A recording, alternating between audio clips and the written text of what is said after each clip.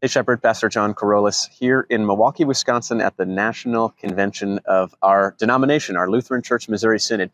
You can see behind me a number of chairs and tables and rows. This is where, during the proceedings of the convention, about 1,000 voting delegates in participation with 100 or so other advisory voices join together to make decisions, to have conversation, to share and debate, also to join in worship, to hear speakers. All of this is once every 3 years takes place as our denomination moves forward together in sharing the gospel and the good news with people all over the world.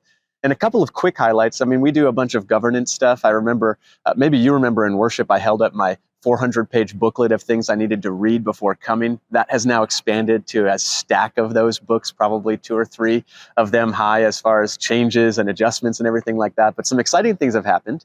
We've officially recognized altar and pulpit fellowship. We've joined in partnership, to speak another way, with church bodies all over the world, including in Sudan and South Sudan, including in Ukraine, and a number of other churches, Sri Lanka, and other countries as well, as we join in the great work God is doing all across the world through his church. And we can do so in this amazing way. I want to continue, though, in our summer preaching series, the Parables series, Planted, as we look at the different parables of Jesus throughout the Gospel of Matthew. Today we come across a familiar parable in Matthew chapter 18, the parable of the lost sheep.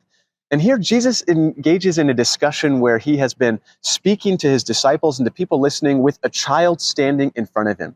Sometimes we miss that when we hear this parable, but when you look at the entire chapter of Matthew 18 and 19, Jesus actually pulls a child over and explains how to consider the idea of the kingdom of heaven, the place where the people that believe in God's promises, who put their trust in Jesus, who are ruled by his orders, that world in which we live that exists now and, of course, ultimately will exist in heaven forever. Jesus is bringing this child to the front of the people listening to him and saying, I want you to hear what I'm telling you through the lens of recognizing that this is who the kingdom of God is all about, that these young ones are those who can believe like a child, are those that are most in alignment, most plugged into, most engaged with the kingdom of God and what God is leading us to do and how he's instructing us to live and how he's engaging with us in grace. And so we hear this parable of the lost sheep in that context, where Jesus has this child standing in front of him, and he says the following: see that you do not despise one of these little ones, for I tell you that in heaven their angels will always see the face of my Father who is in heaven. What do you think?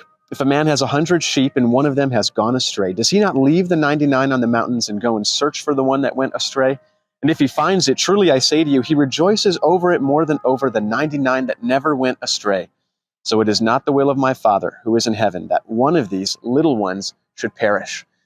We are familiar with maybe the takeaway of this parable that's most commonly communicated, distributed throughout the body of Christian believers all across the world, and that is that God is in pursuit of his lost children. He seeks the one that has wandered away. He goes after the one that he loves.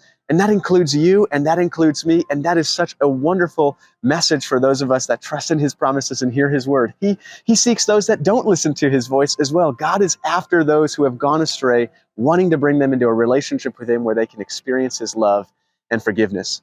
There's 3 other points that I want us to focus on in this short little parable as well, and that is the emphasis it places on humility. Jesus has this child standing before him, and it's a reminder to those of us maybe that are established in our faith or have known God for a long time, not to diminish those that are new or to think that we have some higher rank than them, but instead, in humility, to recognize that God is just as much about them as he is about us.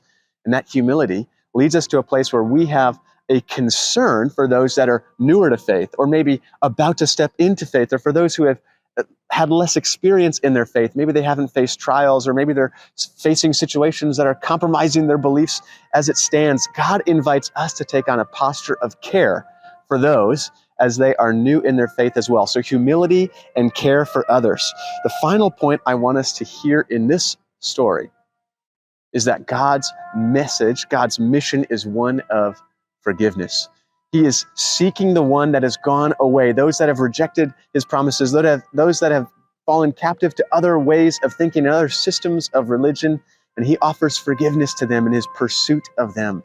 You and I, sometimes we get caught up in wanting to banish people that have left the faith. We want to separate ourselves from those who don't believe the same way we do, but I think God is encouraging us here to take on an attitude of invitation, of welcome, of forgiveness to those that would hear that word of grace and be so transformed that they would come back into the fold, that their shepherd would welcome them with open arms and bring them back into a relationship with God.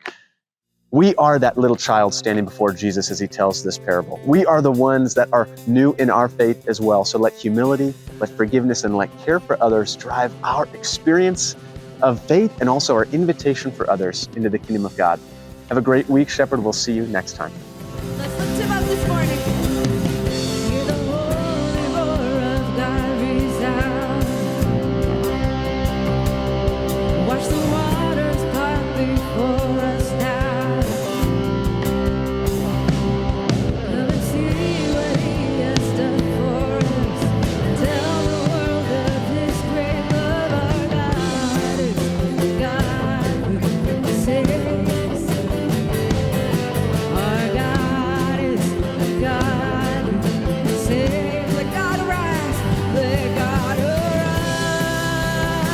Let God arise. Our God reigns now and forever.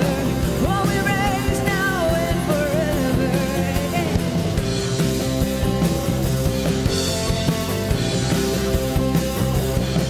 And his enemies will run for shore. Yeah. And the church